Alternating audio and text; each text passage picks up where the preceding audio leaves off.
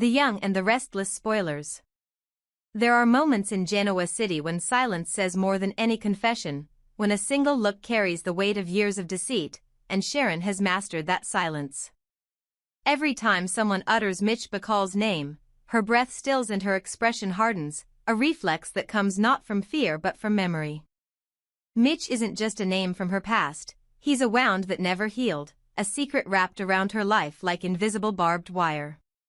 For years she has played the part of the woman redeemed, the one who rebuilt herself after heartbreaks and scandals, the mother who fought to keep her family together despite her own mistakes. But deep down she knows there's one truth she never dared to confront, one truth that, if spoken aloud, could destroy everything she rebuilt. That truth is Noah's paternity.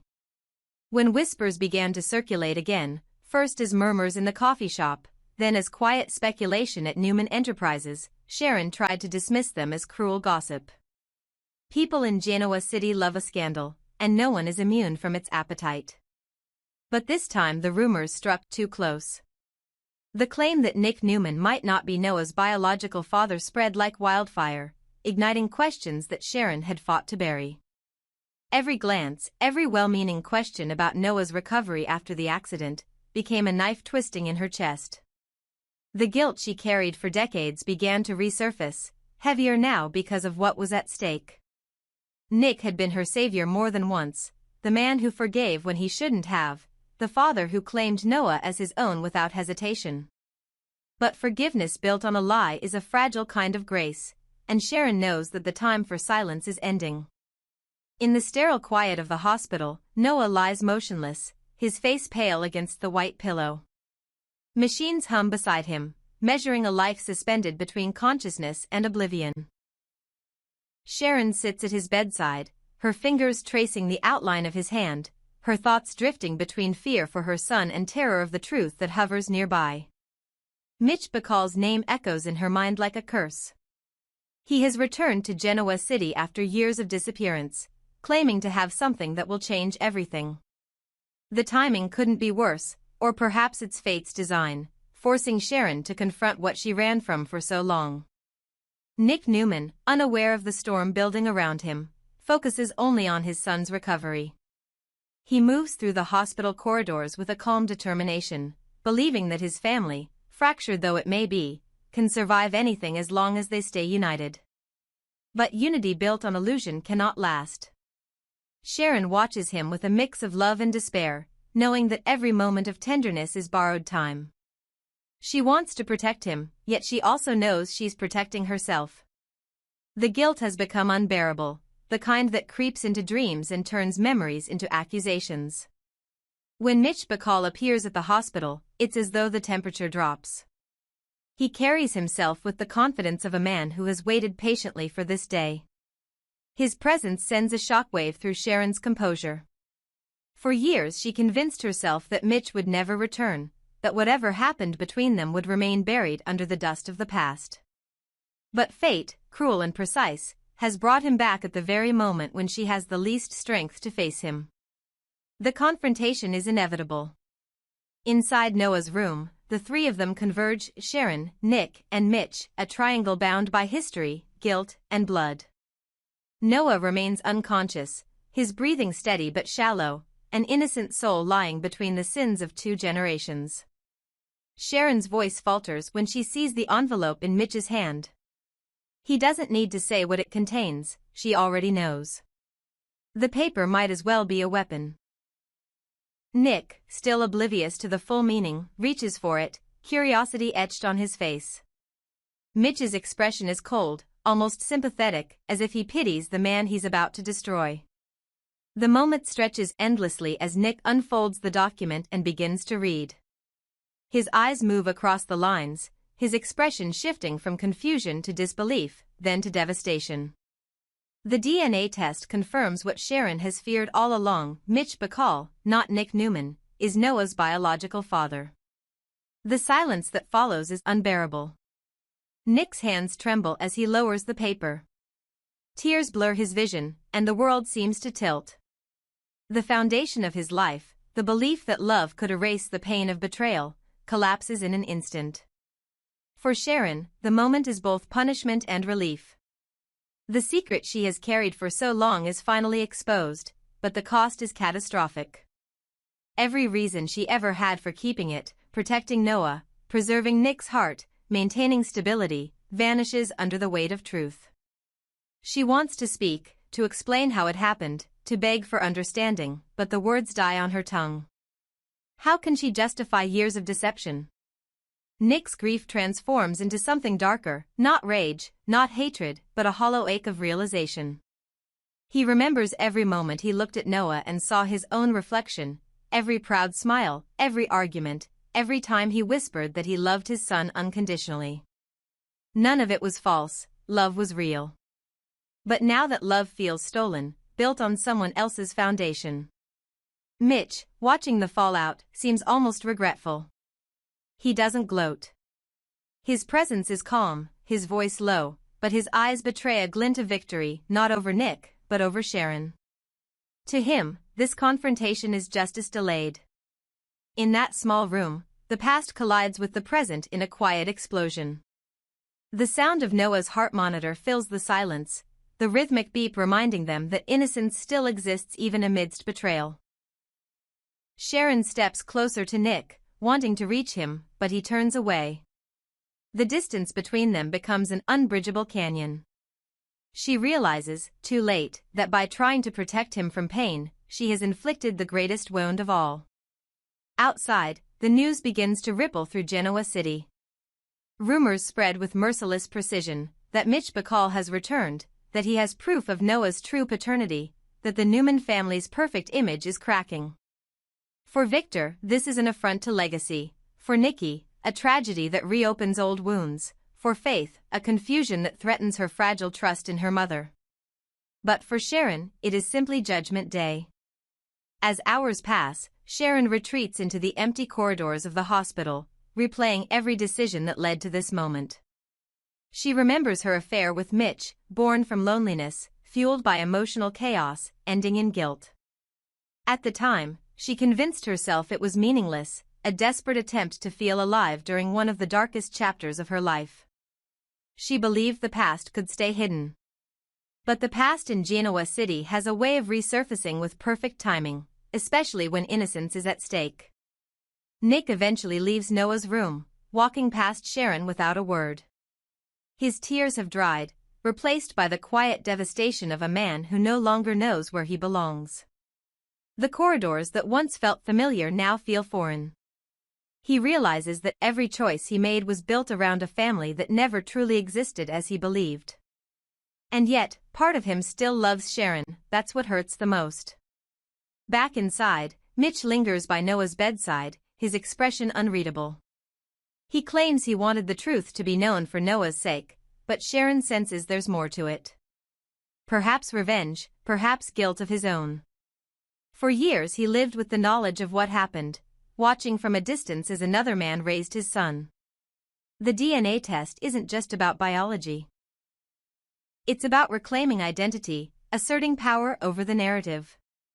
Mitch may believe he's doing the right thing, but in Genoa City, righteousness and cruelty often wear the same face. When Sharon finally returns to Noah's room, the emotional wreckage feels suffocating. The rhythmic beeping of the monitor is the only sound anchoring her to reality. She realizes that she must now face two impossible tasks, helping her son recover and rebuilding a life that may no longer include Nick. The truth, once released, cannot be contained. It spreads, infects, reshapes everything it touches. For Sharon, the price of silence has finally come due, and no amount of love can shield her from what comes next. In the days that follow, the city holds its breath. The Newman Empire trembles under the weight of scandal, and the Bacall name, long forgotten, re-enters the lexicon of gossip and speculation. Sharon becomes both victim and villain in the public eye, pitted by some, condemned by others. Nick withdraws, seeking solitude, perhaps understanding that anger cannot rebuild trust. And Mitch, though triumphant, feels the loneliness of victory. The truth may set people free, but it leaves them all standing in the ruins of what they once were. As for Noah, his condition remains unchanged. Yet in the stillness of that hospital room, there's a sense that he knows. His body rests, but his spirit seems aware of the chaos unfolding around him. Perhaps when he wakes, he'll feel the weight of a new identity, one he never asked for but can never escape. The DNA test may have revealed his lineage, but it also stripped away the illusion of certainty. He will wake into a world where love is still real, but forever complicated by the sins of the past. By the week's end, Sharon's silence has finally ended, but her redemption has only begun. The truth, now spoken, will change every bond she holds dear. Mitch's return has not only rewritten her history but also set the stage for a future no one in Genoa City could have predicted, a future where forgiveness is no longer a promise but a battlefield, and every heartbeat carries the echo of the secret that started it all. The hospital room felt like a tomb of secrets, where the quiet hum of machines masked the sound of 3 hearts breaking. Sharon had known this day would come, the day when the past would no longer hide behind her gentle smile or measured silence. For years she had told herself that truth could wait, that love could protect the fragile pieces of her world. But now, as the envelope trembled in Mitch's hand and Nick's eyes filled with suspicion, every defense she'd built began to crumble. The DNA results were not just words on paper, they were the end of an era, the death of an illusion that had defined her life and Nick's for decades. The truth was merciless. Noah, the boy they both adored, the one who carried Nick's name and bore his father's pride, was not his son. He was Mitch's, the man Sharon once loved, the man she thought she'd erased from her life. For Sharon, the revelation was both liberation and destruction. Keeping that secret had consumed her for years, shaping every decision she made. Each time she looked at Noah, she saw both her greatest love and her greatest betrayal reflected in his face. Mitch had once been her escape, the man who appeared when she felt unseen, the shadow that promised excitement and danger. Their affair had been brief but intense, a flame she'd tried to smother before it devoured her. But the consequences had followed her home, growing silently alongside her child. She had watched Nick cradle Noah as a newborn, his eyes full of pride and tenderness, and felt her heart fracture with every beat. That was the moment she decided never to tell him, never to destroy the dream they were building. Love, she thought, would make it right. But love, when built on deceit, becomes its own kind of cruelty. Now, years later, that cruelty stood before her in physical form, a sheet of paper, a signature, a percentage written in black ink that left no room for doubt. Nick's face changed as he read, disbelief flooding his features, confusion melting into agony. The sound of his breath caught in his throat was more devastating than any accusation could be. Sharon tried to reach out, to stop him, to say it didn't matter anymore, that what truly mattered was Noah's life, but her words came too late. Nick's grief erupted like a storm, tearing through the fragile calm of the room. He clutched the paper, stared at it as if hoping it would change, then tore it apart with trembling hands. The fragments fluttered to the floor like ashes, the ashes of trust, of family, of the years they had built together. Nick's pain was raw, primal, the kind that no apology could ease. He felt his world collapse in an instant, every memory with Noah rewound and rewritten by betrayal. He remembered teaching him to ride a bike, attending his first school concert, celebrating birthdays, comforting him through heartbreak. Every moment now felt stolen. To discover that the boy he had loved and raised was another man's son, and that the woman he had trusted above all others had kept it from him, was a wound that no time could heal. The ache went beyond jealousy, it was the loss of identity. For Nick, fatherhood had always been more than blood, but this truth made him question everything, who he was, who Sharon was, and whether anything they shared had ever been real. Mitch stood nearby, not triumphant but grimly resolute. His return to Genoa City had been driven by more than guilt or nostalgia. He had come to reclaim his truth, to bring clarity to a story that had been twisted in his absence. But even he hadn't anticipated how cruel the moment would feel. Watching Nick's anguish and Sharon's breakdown, he realized that truth could destroy just as easily as it could set free. Still, there was no turning back. The DNA results spoke for themselves. He had a son, a grown man lying unconscious on a hospital bed, and he could no longer pretend that he didn't. His motives were complicated, a mix of guilt for the years he'd missed, resentment toward Sharon for the secrecy, and a deep, paternal instinct that had awakened when he heard about Noah's accident. He wanted to be there, to help, to make up for lost time, but he knew that every step closer to his son would mean stepping deeper into chaos. The air in the room grew heavier, thick with grief and accusation. Sharon fell to her knees, sobbing uncontrollably, her words tumbling out between gasps, fragments of confession, regret, and self-condemnation. She had wanted to tell Nick long ago, she said, but every time she tried, fear silenced her. She feared losing him, feared destroying the family they had worked so hard to build, feared the judgment that would come when people learned what she'd done. Yet now that the secret was out, she realized the real destruction came not from the truth, but from the years she spent hiding it. Mitch's name had haunted her for decades, a ghost that lingered in every shadow, every argument, every moment of silence between her and Nick. And now that ghost had returned, flesh and blood, to demand accountability. Nick's anger was volcanic. He wanted to strike Mitch, to lash out at the man who had stolen the life he thought was his. But even in his fury, he knew the truth, the betrayal wasn't Mitch's doing. Mitch had been absent, ignorant of Noah's existence until recently.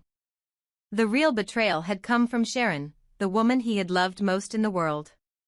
His tears turned to quiet rage, a rage that burned inward. He wanted to hate her, but the sight of her brokenness only deepened his despair.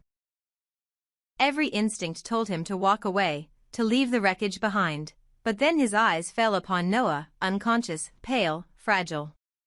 The reality of their crisis returned. Whatever had happened between them, their son's life hung in the balance.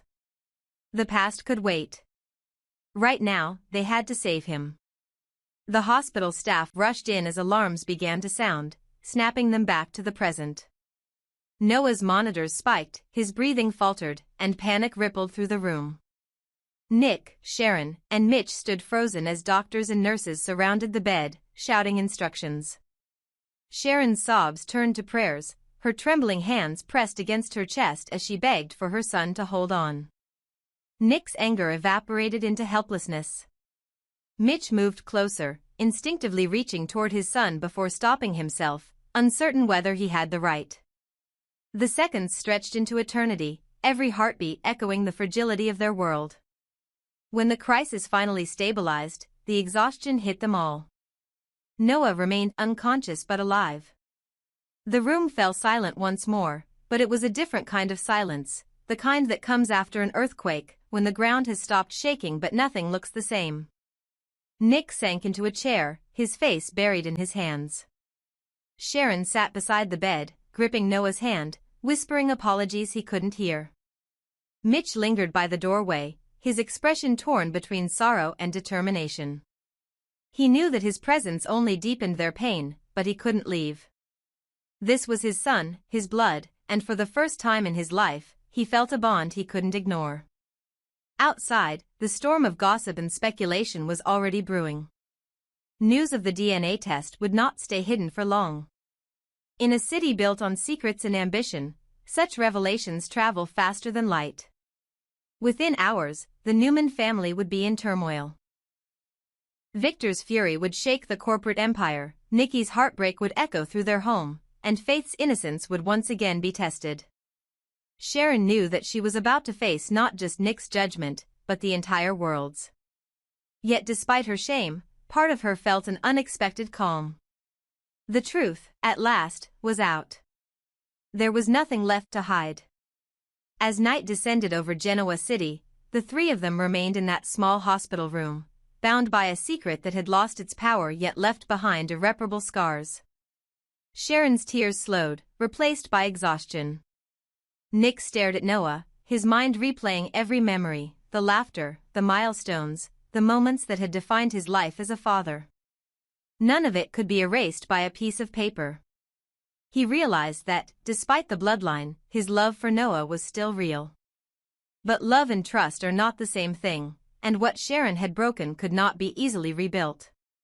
Mitch, watching from the shadows, made a silent vow to be part of his son's life, no matter how complicated it became.